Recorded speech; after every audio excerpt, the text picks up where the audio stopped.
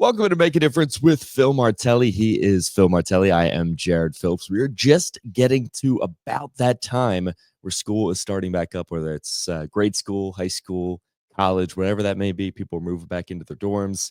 It's an exciting time of the year.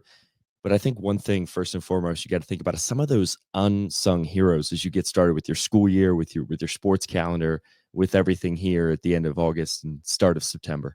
Yeah, we've done this before on the podcast, usually around the guest segment, where I try to give my everyman definition of a hero.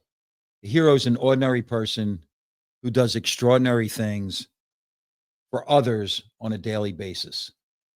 And I've started to think about that as I see the buses start rolling out, and I have had opportunities to go to some schools and see them scurrying about and getting everything ready and walking into a pristine schools that they've spent all summer preparing for what will be heavy wear and tear.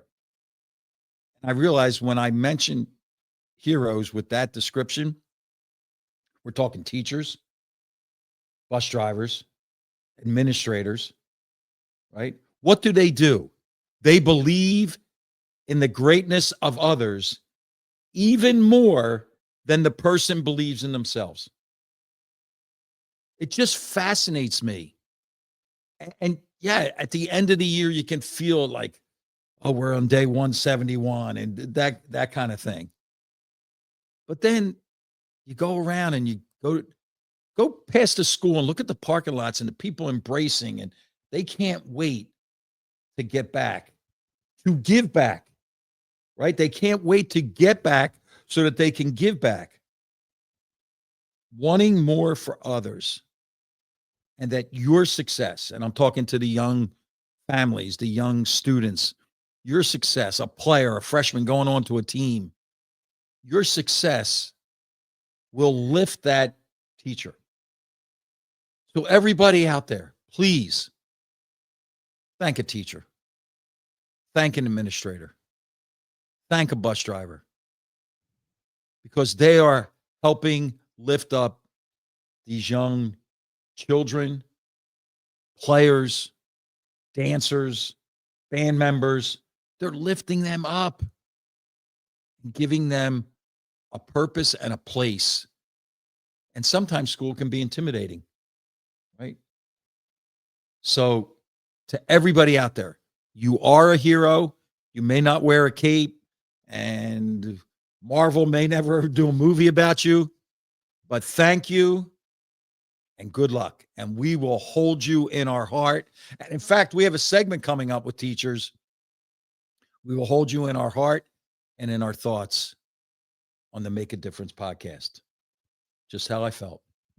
Beautifully said. And speaking of unsung heroes, we have a, I would say, well-decorated hero mackerel coming up on the show here in just a minute. But I don't want to put the cart before the horse. Of course, we got to get to the Martelli Minute. The Martelli Minute. And where do you find that? You find it on Instagram every morning at 6:30 a.m. at Phil_Martelli. At Phil_Martelli. And I'm still not allowed to put it out there myself. I don't know how to do that. But Elizabeth Jeffries, one of our heroes, because she's going every day to teach fourth grade after getting her 4 children ready for school. The Martelli Minute, Status Solutions, again, community heroes. What do they provide? Compliant safety technology to schools to keep our kids safe, and to know that our kids are in school to be safe and to be learners. StatusSolutions.com. Check it out. Every community can get involved and get monies back to their school by following the plan. But the Martelli Minute, you must be your own best caretaker. Oftentimes when we face a struggle, could be physical, mental, psychological, or whatever, it's outside people come in. But at the end of the day, that person in your mirror can be your best caretaker. Be grateful for this moment in time, for it will pass your way only once. Be grateful, be happy about this moment in time. It's not coming back. It's here and gone. Make great use of it. Family first. Family first. And I have an inkling that when we do our guest segment, that might even come up. I've been doing some research and some reading. So a family first approach. To minimize problems, focus on solutions. That seems, but oftentimes we focus on our problems. Oh, woe is me. And if you're there focusing on the problem, you can't get to the solution. There's obstacles, there's roadblocks. Every day, in every way, respect your family name. It was given to you. You didn't earn it. It was given to you. So every day, in every way, respect your family name. We are all going to make mistakes. By the time you finish watching this podcast or a snippet from the podcast, you're going to make a mistake. But if every day, in every way, you respect your family name, they won't build up and they won't fester. And then finally, take advantage of every opportunity to become better. It's a blessing. Take advantage of every opportunity to become better. None of us stay the same. Whatever we're facing, up, down, right? It's a chance to get better. I have to give a shout out to a young lady in Michigan who reaches out about the Martelli Minute. Tells me that she can't wait.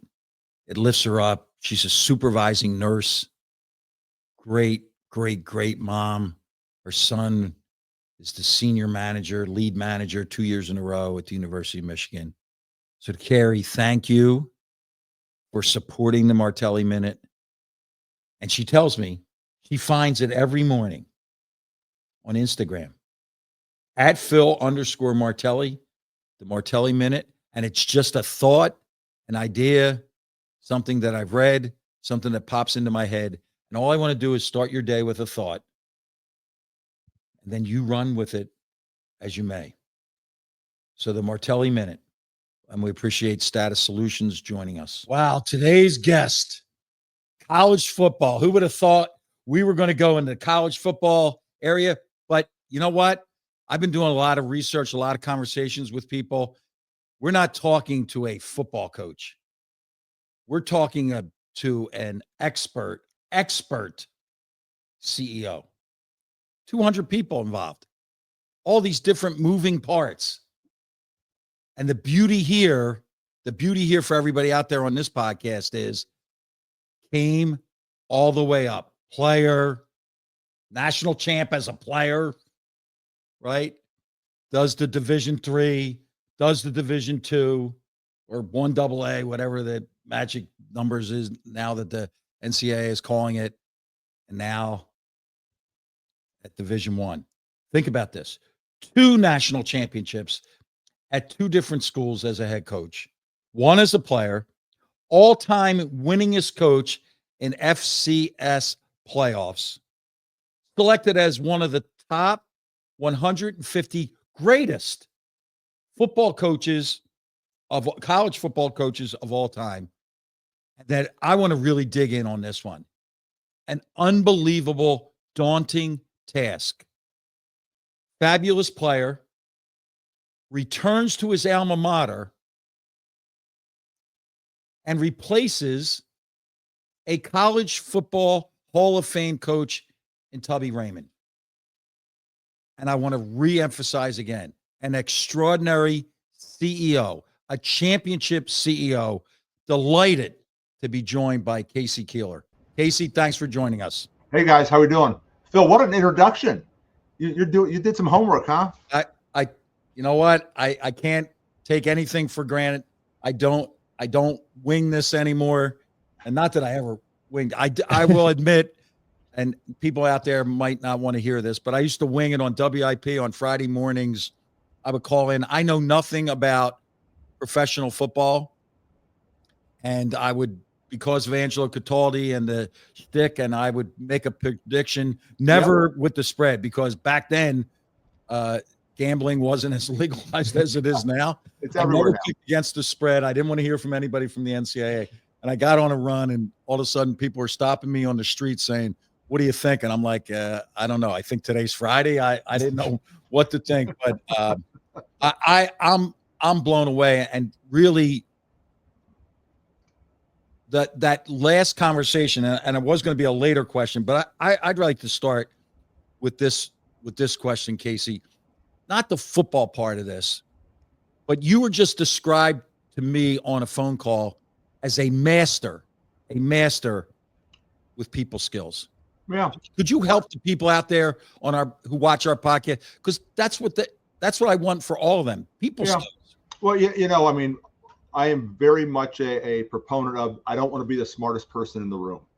So I work really hard at hiring a staff.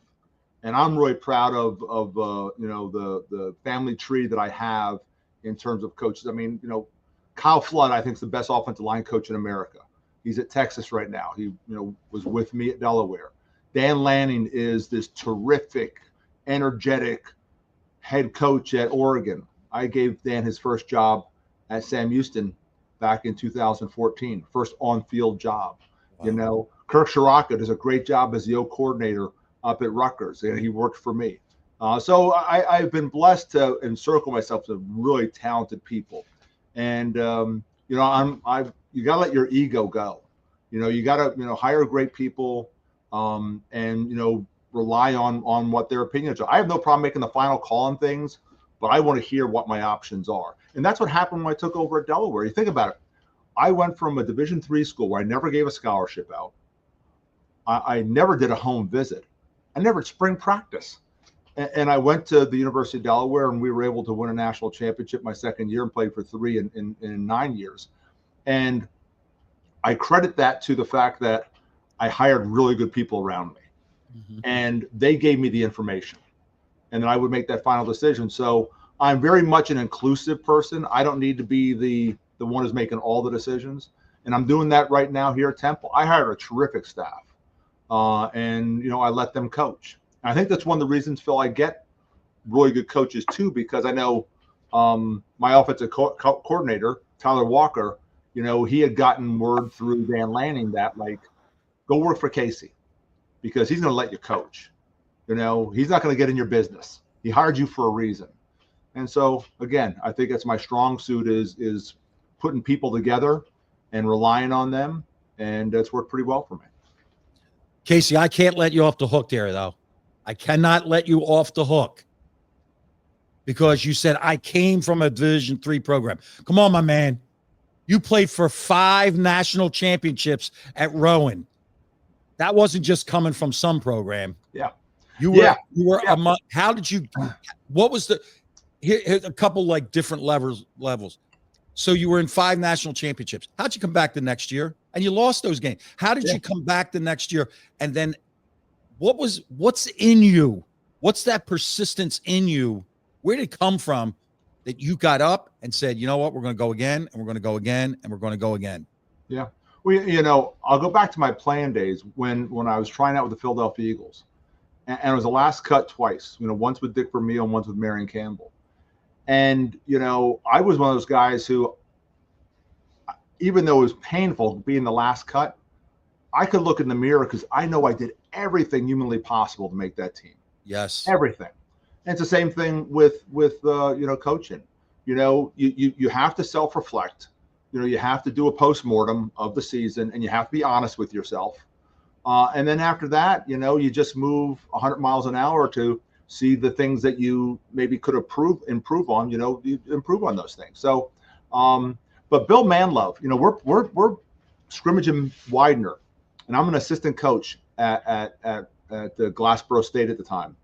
And Bill goes, "This place is a gold mine." I'm like, Tell me more. He goes, "Well, there's so many great players that leave the state of New Jersey that don't find happiness and they want to come home. And the way the rules were written, a lot of times they had to transfer down to a place like Rowan. Tim Watson, who was a great player for me, he was second team all conference in the ACC. He ended up transferring to me at Rowan because eligibility wise, he didn't have any options. Ends up being a 7th round pick by the Seattle Seahawks. So Bill Manlove like basically gave me the secret sauce. Like, and I think one of the things that I really take pride in is I'm a problem solver. And so Bill saw, he goes, you can get guys in for at the state institution, and it's going to cost a lot less than I can get here at Widener. So those transfers might not be as appealing at Widener because it's going to cost more money. But what you have here, like, you guys are missing the boat. And so I started, recruiting the transfers at Rowan, and realized that there was a great market out there of players that went away, disillusioned, came home, still want to get a great education, and I got them through. So what I found was my superpower is problem solving. Beautiful. And so same thing when I walked into Delaware, like, okay, what makes this work? Then I go into Texas, and I quickly realize I'm going to recruit Texas. It makes no sense to leave that area for high school players. First of all, it's a different culture. I'm in East Texas, and East Texas is just, it's different. You're not going to bring a 17-year-old or 18-year-old from New Jersey or Delaware or Pennsylvania out there, and they're going to feel comfortable in that environment. It's just different. And so I realized I got to focus all my energy on recruiting Texas. And so we recruit a lot of great high school players out of Texas, and then we'd find those selective transfers. So again, I think what I've done in my career is walked into situations, figure, okay, how can I solve this problem? Temple's a great, situation with that. How do you solve this? Phil, there's been greatness here before. Yes. That's one of my questions. I'm not trying to reinvent the wheel here. Yes. I just got done talking to the band, and it's what you do. I mean, the band is going to come out and support us, and we're going to support them. And I said, listen, there's a great history here. I said, we have 198 former NFL players that played at Temple, 81 draft choices, 4 first-round picks. There's a left tackle playing in for the Buffalo Bills, might be the best tackle in all of football, Deion Dawkins. You have a Heisman Trophy runner-up. And then 10 years ago, not that long ago, we're beating Penn State at the Linc in front of 70K. And then when Notre Dame comes in, we're both nationally ranked, and we lose a tight one there. I said, I'm not trying to reinvent this thing. It's been done. I'm just trying to bring us back to that greatness. And so, you talk to, Matt Rule, you talk to Al Golden, you kind of get a feel for them, BA, when he was here, Bruce Arians and Nick Rapone, is a secondary coach down at Tampa Bay. Nick was on my staff at Delaware. And so I'm talking to all these guys and, just kind of picking their brains on what to do, and became very evident. There's a footprint you want to recruit from Connecticut down to Virginia out to Ohio. And if you look at that 2015 team, of the 125 players on that roster, I think 104 were from that footprint I just described. It doesn't mean you're not going to take a player from Florida, and that doesn't mean you're not going to take a player from Georgia or Texas, wherever, but you're going to put your resources right here. And as of today, this is only, projected because they're not signed yet, but the recruiting class we have committed is second in the conference behind South Florida, third in all of G6, which is we're behind UNLV and South Florida, and then we're 75th overall, actually in front of Virginia Tech and Auburn currently today in terms of. And if you look at that class, it is really heavily from Connecticut down to Virginia out to Ohio. So again, it's been done before, and I'm just gonna figure out how to get this thing back on track. I actually had that as a question. Bruce Arians, Matt Rule, Al Golden, and go way back for the old timers with Wayne Harden and what he did there. But what's special about Temple football? Yeah, those guys obviously came there. You came there. You have a championship DNA. Yeah. You could go anywhere, but here you are. Well, a couple things. First of all, got 3 grandchildren over in Wilmington, Delaware. And, we're at the point in our lives, Janice and I, where FaceTime is nice, but you want to get, they're 4, 3, and 1. And so you want to be able to hug them and so that was a big allure. But when I got here, I met with every player, and it took me 4.5 days, and it was the single best thing I did, because what I found was these kids loved going to Temple, and also a lot of them made a pact that they were going to stay and get this fixed. They weren't going to go in the portal. Mm. And so, yeah, I walked into a situation where there was a group of guys who said, like, we'll run as fast as we can in whatever direction you tell us to, but just tell us what direction to run in. And so from winter workouts to spring practice to summer conditioning to now training camp, you know, they've given me everything they got. And I think our talent level is where going to be in a lot of close games. Good. And so what I've emphasized to them is that to win those 50-50 games, we got to play great special teams. We got to play clean. And then the other thing is you got to be really well conditioned. And our strength coach did a phenomenal job this summer, and our kids paid the price conditioning wise. So, yeah, I mean, I know we have some holes. Everyone does. But I'm excited about leading this group into the season. Casey, there was a name mentioned earlier, Bill Manlove. I didn't know. I'm a Widener grad. I was the stat man. That was my student athlete, whatever, work study. Yeah. I was the stat. I sat in the booth, and during the Billy Johnson era, White Shoes era, and then going forward, so that my senior year, I'm the stat man. They play and win the national championship, but I couldn't go because I had practice and a game in basketball. But the background on Bill Manlove, I can remember not knowing what it was, but he would have visits of the entire team from Egg Harbor Township High School. The entire team visited Widener in the hopes of getting 10, 12, 15 of them, because they had to pay the freight. And he had a JV team that had 100 players on it. The bottom line on Bill Manlove is I don't know if there's a finer human being who has ever coached any sport anywhere. Would you agree?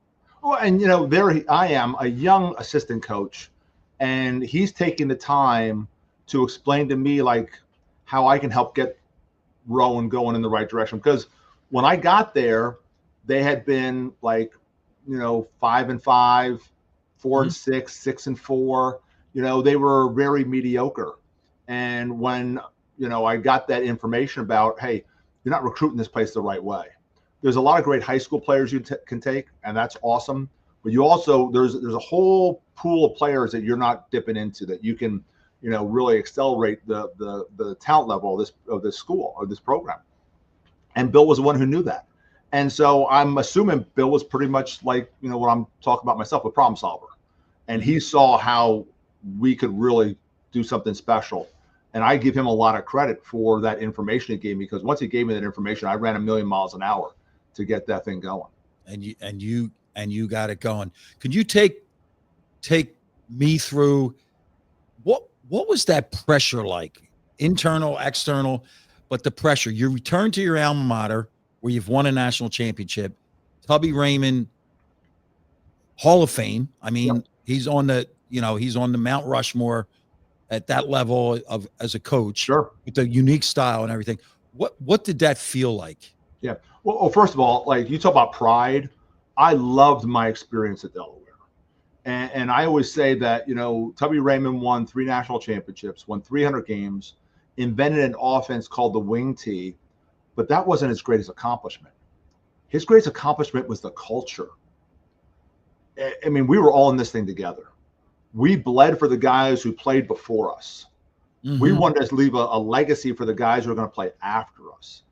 And so to go back, I remember my wife would always say, well, like, don't you think, you know, like, when Tubby retires, and I'm like, I am not going to have a chance for that job. I'm just telling you right now, all the success I've had at Rowan, it doesn't matter. Because really, who's going to hire a Division III coach to now all of a sudden jump up to the highest level in FCS? And I was fortunate. David Roselle was the president, and he believed in not having a search firm. And Edgar Johnson was the athletic director. I had Edgar in swim class when I was a student athlete there. And they were the ones who decided who's going to be the head football coach. They didn't use any search firm. I'm sure any search firm would have just bumped me out. Like, you know, he doesn't have this, and this. but they wanted an alum. And when I went and interviewed, I struck all the right chords, and they believed in me, and they made maybe their head coach. Casey, I just have to say, as a 2017 grad who was very much there for those glory years of beating Penn State, college game day with Notre Dame, we are hoping and praying you can bring us back to that promised land, brother. But I want to circle back quickly to the recruitment process. What you have done already, I know it's not pen to paper quite yet, is really, really impressive, especially in this era of college football. Can you take us under the hood just a little bit and kind of maybe give us an idea of what the secret sauce is to develop that good of a recruiting class in year one with a program that frankly has been struggling over the past few years to retain some talent? Yeah. So the first thing was, again, encircle yourself with really smart people. So I brought 2 people with me from Texas. I brought my strength coach, who's actually, a Wilmington, Delaware guy, was at the University of Delaware in 2007 as an intern for me. We bump up against each other when I'm playing UTEP, and I realize how great the UTEP of offensive line is in terms of how physical they are. And they say, yeah, well, your strength coach, your former strength coach is over there. So I hired him at Sam, and I brought him with me here. And the other gentleman I brought is Clayton Barnes, who's my general manager. And Phil, in today's world, you have general managers. And I actually had him as a general manager probably before anyone else really, thought about general managers, about 3 years ago at Sam Houston. And he's done a great job putting together a recruiting department. And so, again, there's a lot of resources here at Temple. I didn't come in here saying, because I didn't come from Michigan. I didn't come from USC. I came from a school in Sam Houston that had a mid-level FCS budget and was trying to play FBS football. So I was, I know how to stretch a dollar, and I know how to, put things together. And we quickly started identifying talent, and then we started getting that talent on campus. And like during spring practice, we'd average maybe 150 to 200 recruits on a Saturday to come watch practice, which they never had, done before. And so, there's an energy there. And then, we started getting guys on campus for official visits. Like the month of June, Phil, is nuts. I mean, like you don't go home, because you have OTAs with your own players, you have official visits, you have summer conditioning, it's nuts. And so the month of June, we had, 2 huge weekends for about 17 players each. And when those families came in and sat with me, a couple things like they talked about. One was how much they loved our players. The second thing was they had never seen Temple or Philadelphia presented the way we presented it. And the third thing was they said, like, this building, like there's an energy here, like a family energy. Like you guys like all have relationships, and we do, so I do a lot of things to cultivate those kind of relationships. And I think our players that we inherited got very comfortable with us very quickly, because we were very transparent in how we're going to do things. And the fact that my thesis on coaching is that if it's just a business transaction, yes, you're yeah, what are you going your ceiling is not very high. But if they know that you care about them more than just as players, and you're concerned about them getting internships, you're concerned about them getting jobs, you're concerned about them getting their degrees, that goes a long way. We have a thing when it's one of our guys' birthdays. Everybody on the staff is wishing. It doesn't matter if it's the defensive coordinator and it's the quarterback having a birthday. We all, same thing if one of our guys gets injured and has to get surgery. Every single one of our guys is reaching out. Our support staff, our coaches, because again, that's how you make people feel. And so, like, our players know that we care. That's something that is really evident here, that this is more than just a business transaction. We're in this thing together. So that's my thesis on coaching. So,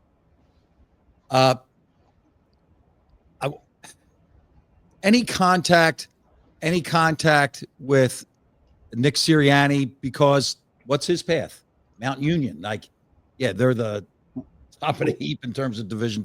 But is there a connection, football coach wise, in Philadelphia that people wouldn't know about? So I go on social media and I publicly pick the Eagles over Kansas City. Now, My boys are in Kansas City. You know, Brett Veach worked for me at Delaware. I actually introduced him to Andy Reid and helped get him an internship over with Andy. Now he's the general manager of the Chiefs. Joe Blairmeyer is their wide receiver coach, played for me on my national championship team. Matt Nagy's their quarterback coach. He was the quarterback before I took over at Delaware. So, and I recruited Andy's kid.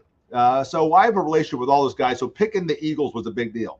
So it's 2 days before the game, and my phone rings, and it's Nick Sirianni. Yes. And I'm like, Coach, like, I just picked you on social media. Like, get your butt back to work. Like, you don't need to be talking to me right now.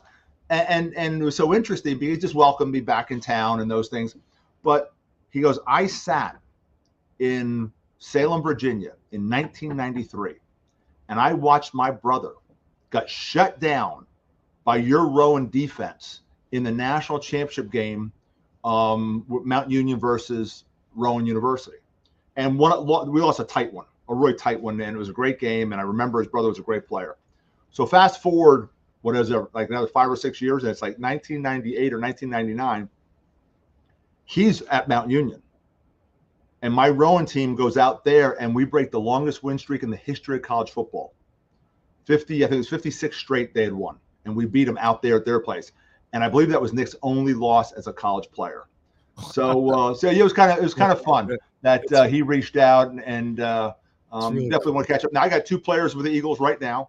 Ife Aday, he's a wide receiver, and then Tristan McCollum's a safety that actually won a Super Bowl for them last year. So, but it was great that Nick, 2 days before the Super Bowl, what am I going to do? I'm going to give Casey a call and say, welcome back to Philly. So pretty cool. One of the things about coaching, and maybe it's this area, maybe it's everywhere, I don't know. I just know this area. It's interbreeding. Yes. And we really do. We care so much about each other because you know that's being reciprocated. Yeah. We have nobody that goes into a cocoon and says, this is, like, don't bother me. And no, that doesn't work. And I have 2 left for you. Okay. I hear you about June. And to me, it comes to this question. Again, these people out here, there's not coaches on here, and this isn't an athletic podcast, but you have to be a master at time management. Was that learned? Was that from your time at Emmaus? Where did your time management skills come from? Well, I've made a lot of mistakes in my career. I was that guy who was asleep in the office at 3 o'clock, with the clicker in my hand, and the local patrol, campus patrol came and woke me up and said, "Hey, coach, go home." And I'm amazed that I have this phenomenal relationship with my son and my daughter because my wife raised them by themselves. So I think what happened was I saw this and I said, you know what? I'm not going to let this happen to anyone who works for me. I'm blessed to have a 40-year marriage and have a strong woman that, basically said to me, I know your job's really important, but boy, these kids are important too. And so, I've really changed my style where time management is such a critical thing, and be able to trust the people around you. You have to, or you're going to do it all yourself. And that's what I was doing at Rowan. I was the quarterback coach. I was the offensive coordinator. I was the head coach, recruited every player personally, was the strength coach, was the academic advisor, did the laundry at times, not always, but did the laundry at times, had the occasion where I had to line the field because we had a scrimmage, so you did everything. And I did learn that, that wasn't the best way to raise a family. Mm-hmm. And so I think, working for me, guys understand that we're going to work hard, but we're going to work smart. And same thing for me. I think that's why I've learned to trust people when I hire them, because again, I can't do everything anymore.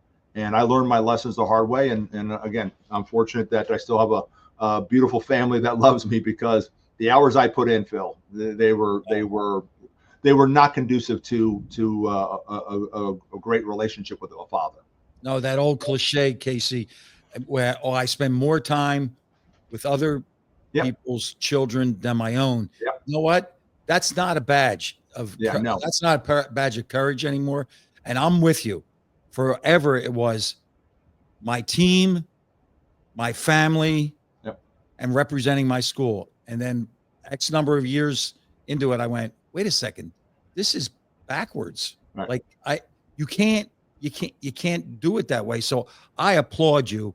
And my final question is that first and foremost, your energy.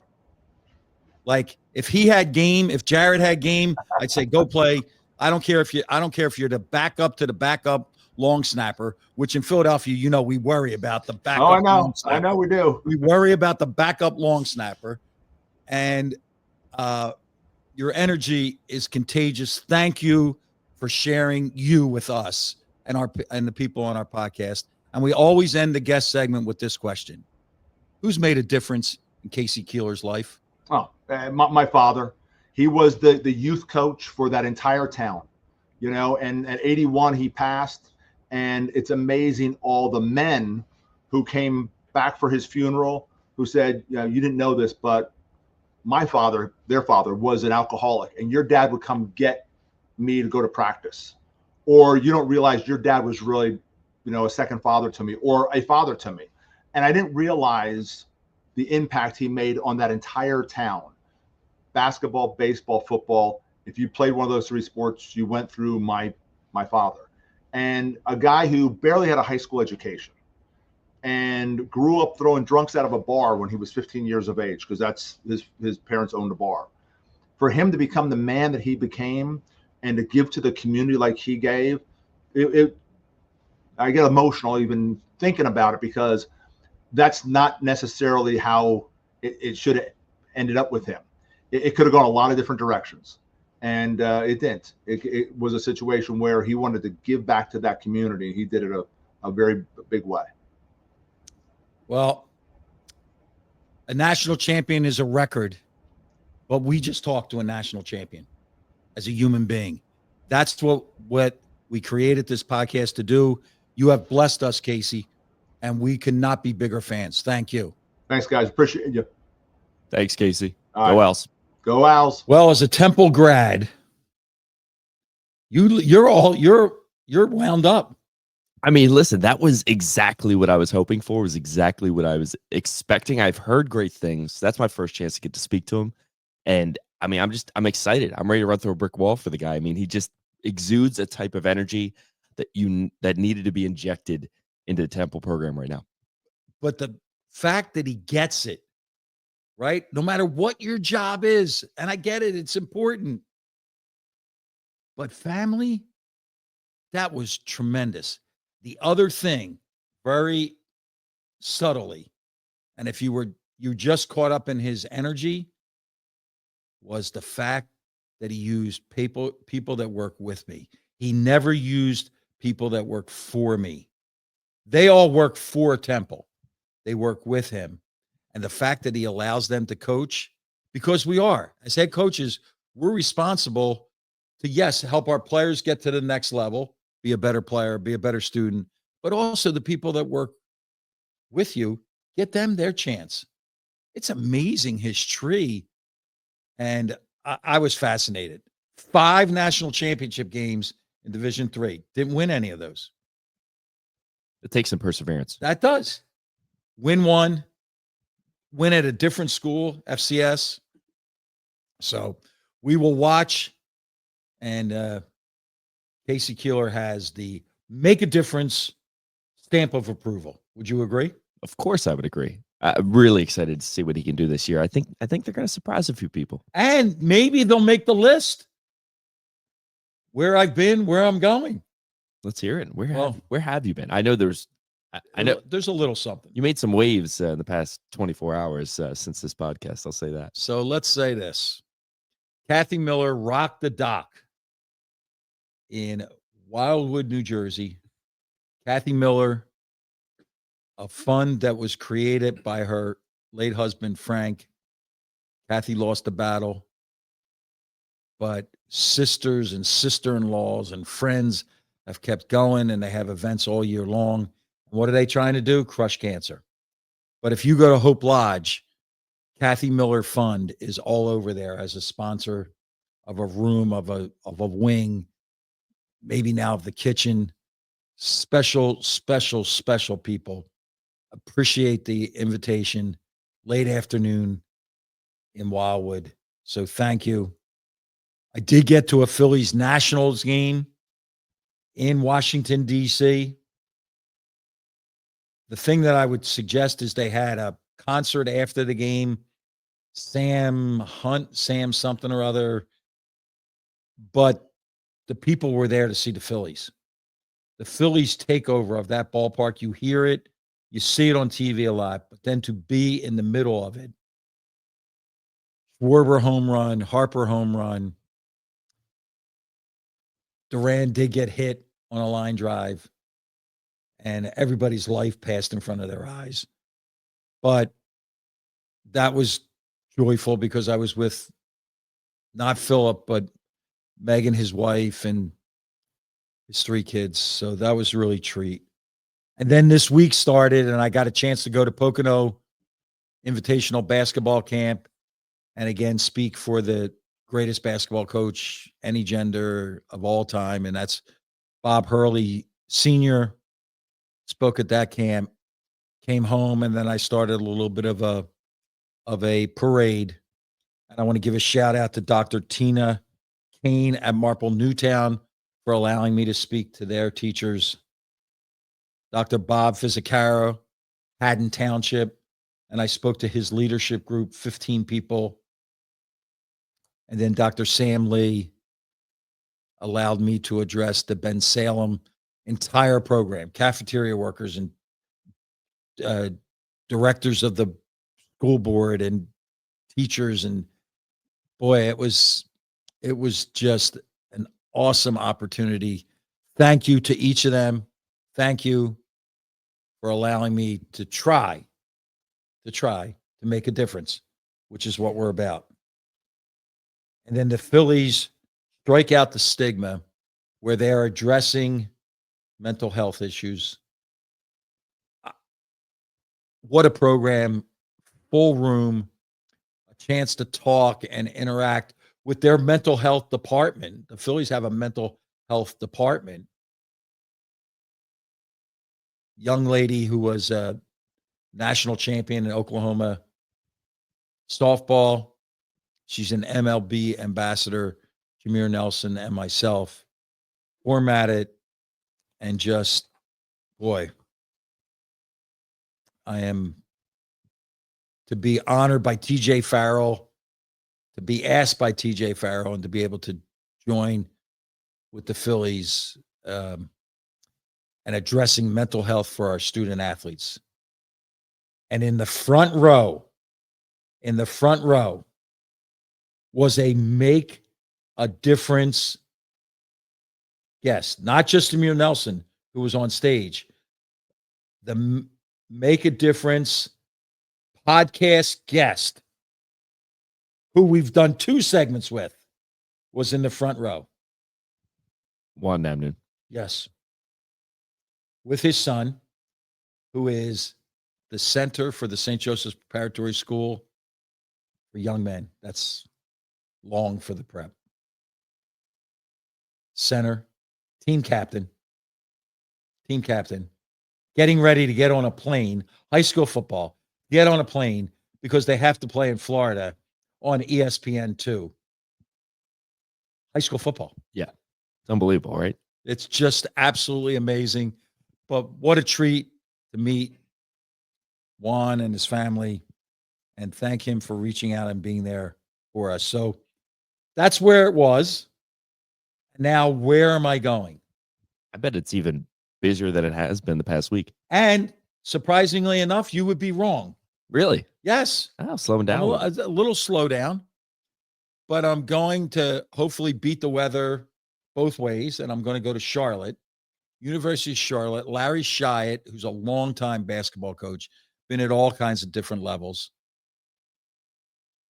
And he hosts 200 coaches, all levels. And one of the segments that he always runs, it's a 1.5-day clinic. One of the segments is a father-son combination. So Jai Lucas and John Lucas and all these, they make they work at it. And they've asked Philip and I to present. And as long as the weather cooperates, I can't wait to share with them. And then a return home, a phone call to set up Cherry Hill School District, the Cherry Hill School District, and have an opportunity to share with them in the coming week. I have a follow-up call I'm really excited about. The Archdiocese of Philadelphia has reached out about me speaking to the teams, not just the basketball teams, but the teams at these various schools. And so, and then we'll get into a little bit of Labor Day, all the while keeping an eye on all the grandkids going back to school and the continuing growth and the planning for the Philadelphia Coaching Academy. But other than that, I'm retired. Yeah, something like that. I'm trying my best. And I do have to take you through this question. Everybody out there, the Philadelphians out there, the Philadelphia Philly fans, I have a quiz for you. Did you or any member of your family over the last 3 or 4 days, did any of you go on the internet and research blood clots in a major league pitcher's shoulder recovery time? And so we're watching all of you, and I want to see a show of hands. So I have both hands up because I did. And if you didn't, I'm not questioning your fandom, but I'll ask you, here was the alternative. Did you call your uncle who lives next door to a woman whose son-in-law who lives in Pittsburgh once thought about going to medical school? And did you get their diagnosis, their prognosis? That's Philadelphian. And then you quote them. Then we quote, I heard, I saw, I think. And meanwhile, the medical people say nothing. So let's hope that silence is golden. Zach Wheeler, first and foremost, get healthy for your family. And then please come back. Please come back when you are ready, willing, and able. Because to see you on the bump in a World Series game would make everybody, their hearts would jump with joy. So there's my question. I have to come clean. Did you or did you not? I did not, because I was too scared to know what the results. And also, I always, when you kind of doomsday search like that with medical stuff, it gets ugly quick, right? You're like, you start reading stuff, you're like, I'm gonna die by the end of the day if this is to be true. So I didn't really look it up. I didn't, because I just I'm hoping for the best and I'm prepared for the worst. I heard, and again, doing the same thing. There was something floated out there that's possible he has thoracic outlet syndrome, which is a thing that only the city of Philadelphia knows exists, because I've never heard it before in my life until allegedly that was what happened to Markelle Fultz. If it happens to another Philadelphia athlete, I think we'll collectively lose our minds. I don't even know what that truly means. Something in the shoulder. I don't want to think about it too much. I just want to hope and pray that we see him again at some point this season. And I have no idea what that prognosis may look like. Then my final thought on this is going to be, having been in the ballpark and experienced Doran, I want you now to leap ahead with this idea. He's on the mound. Must be a night game. He's on the mound in the 9th inning to finish off a playoff game. So let's say the meter for Bradledge,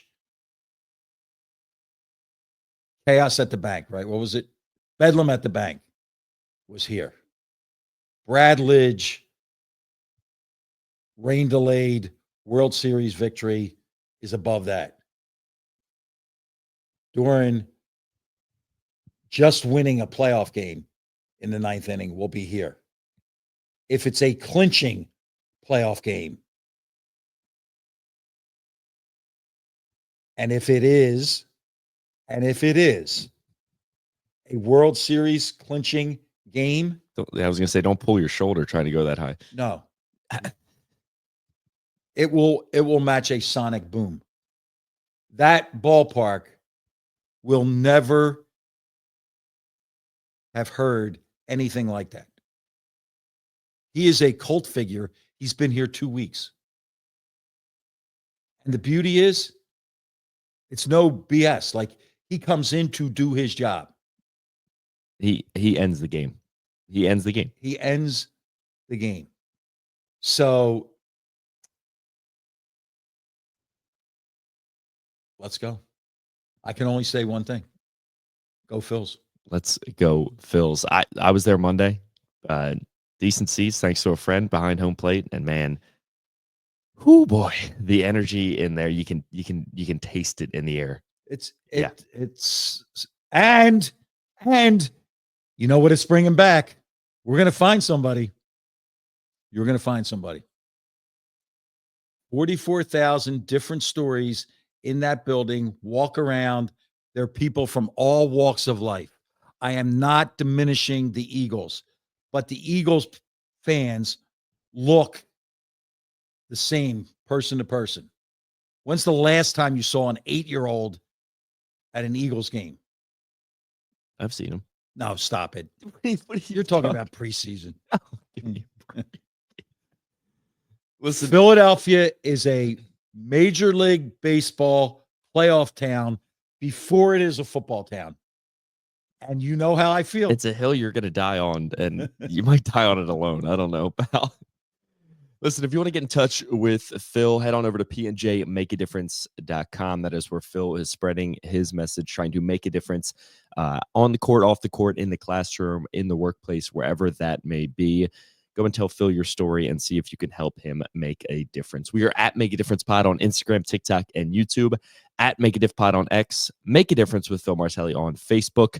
If you are watching on YouTube, feel free to like and subscribe. If you're listening on Spotify or Apple, wherever you are listening, please give us a 5-star rating. If you're looking for that Martelli Minute, it is at Phil_Martelli every morning at 6:30 a.m.